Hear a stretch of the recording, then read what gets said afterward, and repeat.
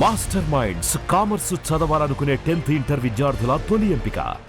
రాజధాని అమరావతికి భూమినిచ్చిన రైతులకి ప్లాట్ల కేటాయింపులో 97% ప్రక్రియ పూర్తయినట్టుగా రాష్ట్ర ప్రభుత్వం అధికారికంగా అనౌన్స్ చేసింది. మంత్రి నారాయణ రైతులకు సంబంధించి ఎవరైతే భూములు ఇచ్చారో ఆ భూముల్లో ప్లాట్లు, వాటి కేటాయింపు ప్లస్ రిజిస్ట్రేషన్ ఇవన్నీ కూడా 97 నుంచి 98% పూర్తయింది. కేవలం 3% మందికి మాత్రమే పెండింగ్ ఉండడానికి కూడా అనేక కారణాలు ఉన్నాయి. వాటిని కూడా క్లారిఫై చేసే ప్రయత్నం మంత్రి నారాయణ చేశారు. ఈరోజు నారాయణ రాజధాని ప్రాంతంలో పర్యటించారు. ఆయన ఇచ్చిన డేటా ప్రకారం చూస్తే కనుక ప్లాట్లు కేటాయించినటువంటి రైతులు ప్రధానంగా 30,079 మంది రైతులు ఇచ్చారు.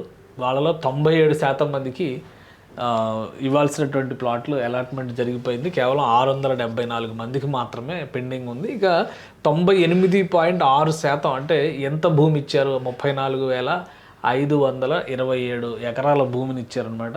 అందులో 489 ఎకరాలకు సంబంధించి మాత్రమే ఇప్పుడు చేయాల్సినటువంటి, అలానే కేసులు ఏమేమి ఉన్నాయి, వీటికి సంబంధించినటువంటి పెండింగ్ ఉన్నటువంటి కారణాలు ఇవన్నీ కూడా ఇక్కడ అనలైజ్ చేశారు. పెండింగ్ కేసులు ఉన్నాయి, కొన్ని అసైన్డ్ కేటగిరీ ఐవీ భూములు ఉన్నాయి, అలానే మినిమం ప్లాట్ అర్హత లేనటువంటి భూములు 324 మంది రైతులు ఉన్నారనమాట.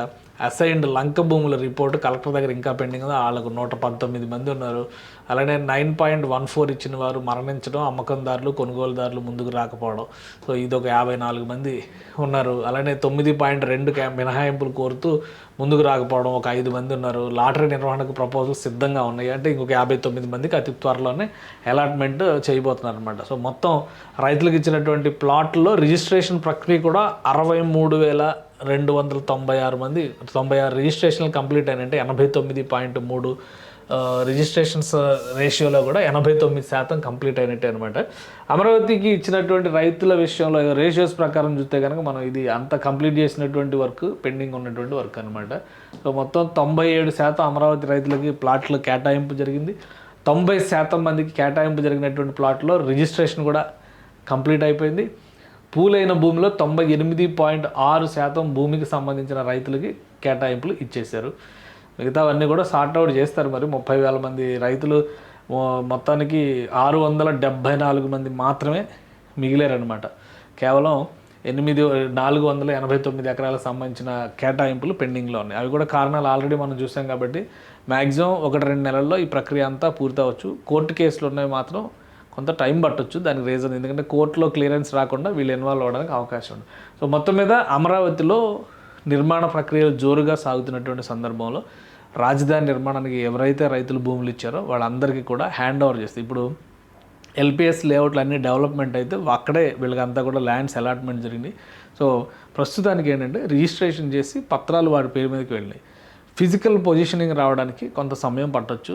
ఆ పనులు వీలైనంత వేగంగా, అంటే ఇన్ఫ్రాస్ట్రక్చర్ అంతా డెవలప్ చేసి ప్రభుత్వం ఇవ్వాల్సినటువంటి బాధ్యత ఉంది కాబట్టి అదంతా అతి త్వరలోనే కంప్లీట్ చేసిస్తామని చెప్పని మంత్రి నారాయణ చెప్తున్నారు. ఈ కేసులకు సంబంధించిన డేటా ఇవన్నీ కూడా రిలీజ్ చేశారు. ఇవన్నీ అవే రిపీట్గా కనిపిస్తాయి కాబట్టి మంత్రి ఈరోజు పర్యటన సందర్భంగా ఇచ్చినటువంటి క్లారిటీ బహుశా 1 సంవత్సరం లోపు ఈ డెవలప్మెంట్ అయినటువంటి లేఅవుట్ని దశల వారీగా ఇచ్చేటువంటి అవకాశం ఉంటుందని చెప్పని అధికార వర్గాల నుంచి తెలుస్తున్నటువంటి సమాచారం.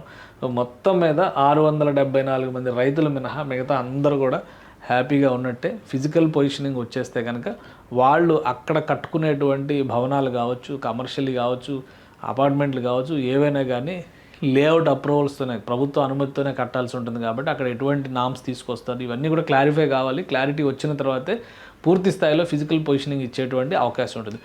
ప్రాథమికంగా రిజిస్ట్రేషన్ ప్రక్రియ కంప్లీట్ చేసి వాళ్ళకి డాక్యుమెంట్ వెళ్తే మా భూమి మాకు ఉంది అనేటువంటి భరోసా ఉంటుంది కాబట్టి ప్రస్తుతానికి ఆ ప్రక్రియని 97% వరకు పూర్తి చేసినట్టుగా రాష్ట్ర ప్రభుత్వం చెబుతుంది.